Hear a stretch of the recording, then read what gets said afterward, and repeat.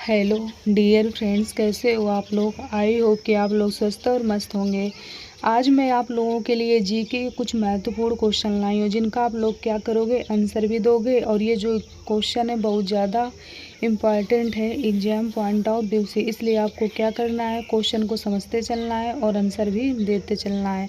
तो चलिए हम लोग स्टार्ट करते हैं। जो हम लोग का इसमें पहला क्वेश्चन है वो कह रहा है कि प्रथम मानव जीवाश्म भारत की किस नदी से प्राप्त हुआ है। यानी जो प्रथम मानव का जीवाश्म था वो भारत की किस नदी से प्राप्त हुआ है। तो इसका जो राइट आंसर है वो क्या हो जाएगा। तो इसका जो राइट आंसर है वो हो जाएगा नर्मदा घाटी, यानी नर्मदा घाटी से प्राप्त हुआ है। चलिए अब हम लोग आगे बढ़ते हैं। इसके बाद जो हम लोग का अगला क्वेश्चन आ रहा है वो क्या कह रहा है। जो अगला क्वेश्चन है वो कह रहा है कि भारत में पशुपालन एवं कृषि के प्राचीनतम साक्ष्य प्राप्त हुए हैं। यानी कहाँ से प्राप्त हुए हैं। तो ये हमारे प्राप्त हुए हैं मेहरगढ़ से। कहाँ से प्राप्त हुए हैं, मेहरगढ़ से। चलिए अब हम लोग आगे बढ़ते हैं। अब जो हम लोग का अगला क्वेश्चन आ रहा है वो आ रहा है चालकोलिथिक युग भी कहा जाता है। यानी जो चालकोलिथिक युग है तो वो किसे, मतलब कि चालकोलिथिक युग को और किस नाम से जाना जा सकता है। तो इसे ताम्रपाषाण युग को क्या कहते हैं। जो ताम्रपाषाण युग है इसी को चालकोलिथिक युग भी कहा जाता है। चलिए अब आगे बढ़ते हैं। अब जो हम लोग का अगला क्वेश्चन आ रहा है वो कह रहा है कि सिंधु सभ्यता संबंधित है। यानी जो सिंधु सभ्यता है वो किससे संबंधित है। तो ये संबंधित है आग ऐतिहासिक युग से। ठीक, चलिए अब हम लोग आगे बढ़ते हैं।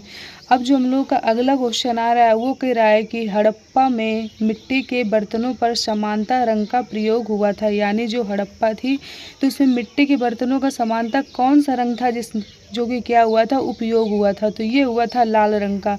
मिट्टी के बर्तनों में कौन सा रंग का प्रयोग हुआ था, तो हुआ था किसका, लाल रंग का। लाल रंग का उपयोग करके मिट्टी के क्या किए गए थे, बर्तन बनाए गए थे। ठीक, कहाँ पे, हड़प्पा में। ठीक, अब चलिए हम लोग आगे बढ़ते हैं। अब जो हम लोग का अगला क्वेश्चन आ रहा है वो कह रहा है कि इस हड़प्पन नगर में जूते हुए खेतों के निशान मिले हैं। कहाँ पे मिले हैं, तो ये मिले हैं कालीबंगा से। ठीक, कहाँ से मिले हैं, कालीबंगा से। चलिए हम लोग आगे बढ़ते हैं।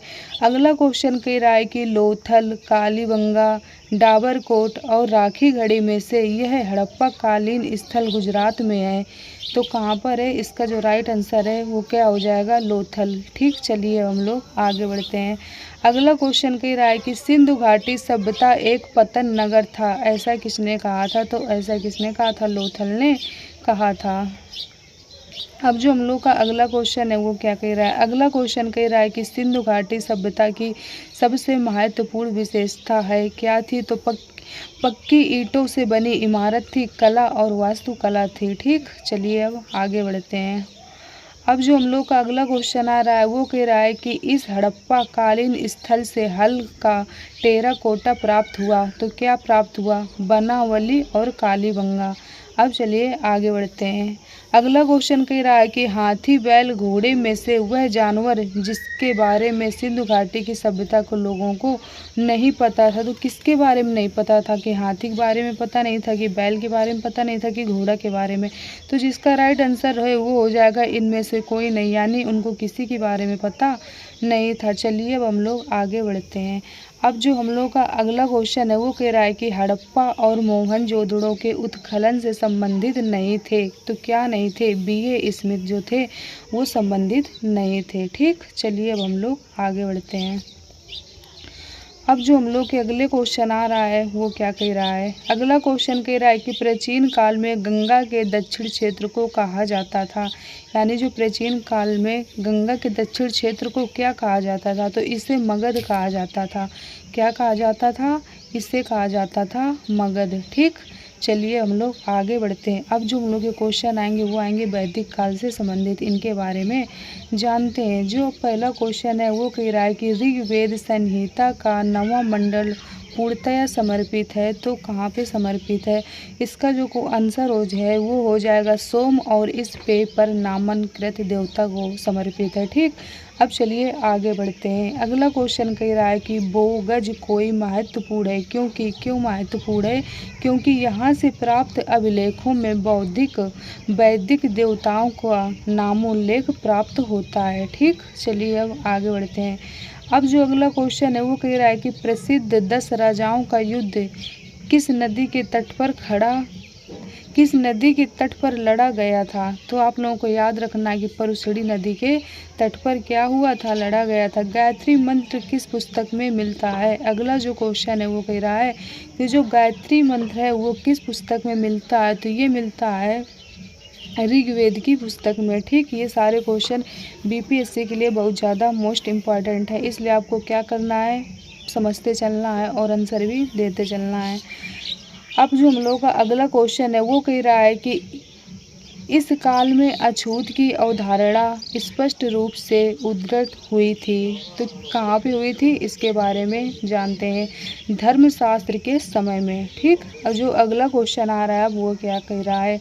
अगला क्वेश्चन कह रहा है कि भारतीय उपमहाद्वीप में लोहे का प्रयोग शुरू हुआ तो कितने लगभग साल पहले हुआ था। तो ये हुआ था लगभग 3000 साल पहले। अब जो अगला क्वेश्चन है वो क्या कह रहा है। अगला क्वेश्चन कह रहा है कि सत्यमेव जयते लिया गया है। जो सत्यमेव जयते वो कहाँ से लिया गया है। तो वो लिया गया है मुंडकोपनिषद से लिया गया है। ठीक, कहाँ से लिया गया है, मुंडकोपनिषद से लिया गया है। चलिए अब हम लोग आगे बढ़ते हैं।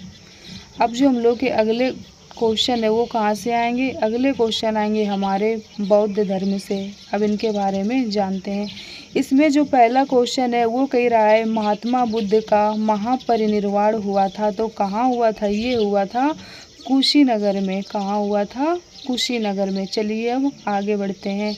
अब जो अगला क्वेश्चन है वो कह रहा है कि बोध गया में ज्ञान प्राप्ति हुई थी तो कहाँ से प्राप्त हुई थी।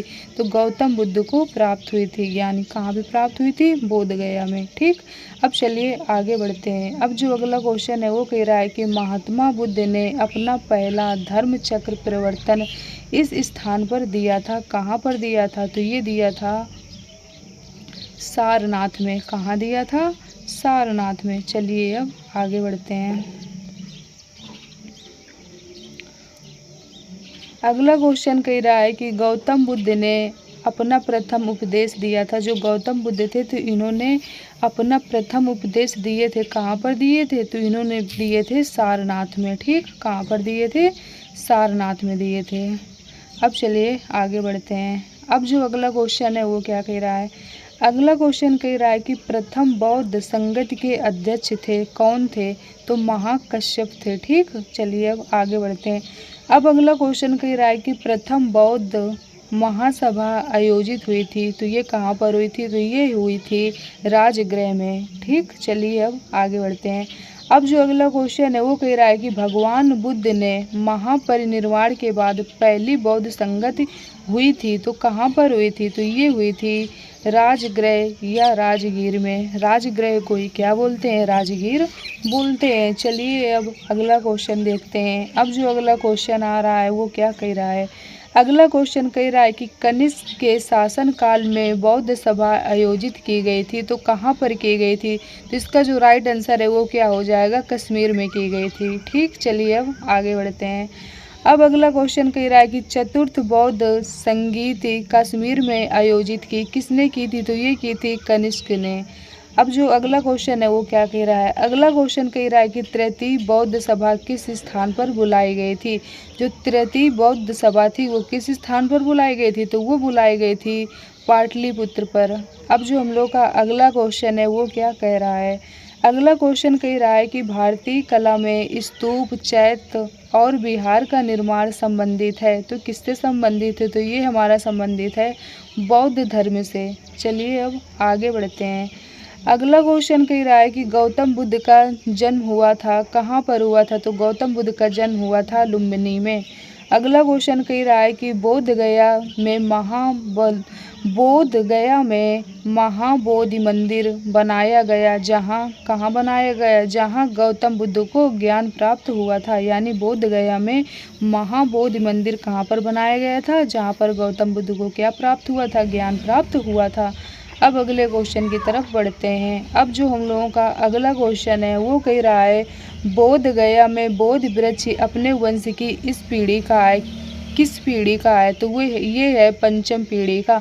बोध गया में बोधि वृक्ष अपने वंश की इस पीढ़ी का है तो किस पीढ़ी का है, पंचम पीढ़ी का है। अब जो अगला क्वेश्चन है वो क्या कह रहा है, अगला क्वेश्चन कह रहा है कि त्रिपिटक इस धर्म की पुस्तक है, किस धर्म की है, तो ये है बौद्ध धर्म की। ठीक। अगला क्वेश्चन कह रहा है कि विश्व का सबसे ऊंचा कहा जाने वाला विश्व शांति स्तूप कहाँ पर है, तो ये बिहार में है। कहाँ पर है, तो राजगीर में है। ठीक, बिहार में राजगीर में है। अब जो हम लोग का अगला क्वेश्चन है वो क्या कह रहा है, अगला क्वेश्चन कह रहा है कि गौतम बुद्ध को एक देवता का स्थान किस राजा के युग में प्राप्त हुआ था, तो ये प्राप्त हुआ था कनिष्क राजा के युग में प्राप्त हुआ था। क्या प्राप्त हुआ था, गौतम बुद्ध को एक देवता का स्थान किस राजा के युग में प्राप्त हुआ था, तो जो कनिष्क थे उनके राजा के युग में क्या हुआ था, प्राप्त हुआ था। अगला क्वेश्चन क्या कह रहा है, अगला क्वेश्चन कह रहा है कि नालंदा विश्वविद्यालय के स्थान का युग है, तो क्या है, गुप्त काल है। अब चलिए आगे बढ़ते हैं। अगला क्वेश्चन कह रहा है कि नालंदा विश्वविद्यालय के संस्थापक थे, यानी नालंदा विश्वविद्यालय के संस्थापक कौन थे, तो कुमार गुप्त थे। अब चलिए आगे बढ़ते हैं। अगला क्वेश्चन कह रहा है कि नालंदा विश्वविद्यालय विश्व प्रसिद्ध था, तो बौद्ध धर्म दर्शन के लिए क्या था, ये प्रसिद्ध था। अब चलिए आगे बढ़ते हैं। अगला क्वेश्चन कह रहा है कि विक्रमशिला विश्वविद्यालय किनके द्वारा स्थापित किया गया था, तो ये किया गया था धर्मपाल के स्थान पर स्थापित किया गया था। अगला क्वेश्चन कह रहा है कि बिहार में विक्रमशिला विश्वविद्यालय के संबंध में निम्नलिखित कथन असत्य है, तो कौन सा है जो असत्य है, कह रहा है ये बिहार के वर्तमान बांका जिले में स्थित था। ये बिहार के वर्तमान बांका जिले में स्थित था। इसकी स्थापना पाल वंश के राजा गोपाल प्रथम ने की थी। अब चलिए आगे बढ़ते हैं। अब जो अगला क्वेश्चन है वो कथन और कारण वाला है। जो कथन है वो क्या कह रहा है, कथन कह रहा है कि 12वीं शताब्दी के अंत तक नालंदा महाविहार का पतन हो गया, और जो कारण है वो कह रहा है महाविहार को राजकीय प्रशय मिलना बंद हो गया था। तो क्या है इसका राइट आंसर, इसका जो राइट आंसर है वो हो जाएगा दोनों ए और आर सही है, और जो आर है वो ए की क्या करता है, सही व्याख्या भी करता है। चलिए अब आगे बढ़ते हैं।